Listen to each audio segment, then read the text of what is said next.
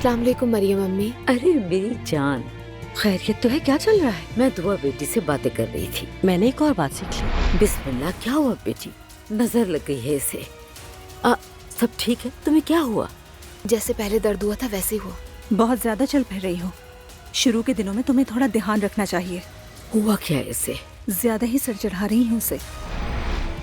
दुआ, मैं नहीं चाहता कि तुम प्रेगनेंसी में जाकर क्लासेस लो। 1 साल के लिए यूनिवर्सिटी नहीं जाओ तुम।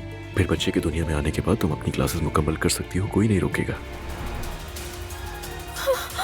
मेरी तबीयत खराब हो रही है मरियम अम्मी। बहू की तबीयत बहुत ज्यादा खराब है। क्या तबीयत खराब है? जैनब साहिबा, दुआ की जरा तबीयत खराब हुई है। क्या हुआ उसे? दुआ कहाँ है? ठीक है ना? अल्लाह ने करम कर दिया, वरना बच्चे की तरफ से हम बहुत खौफजदा थे।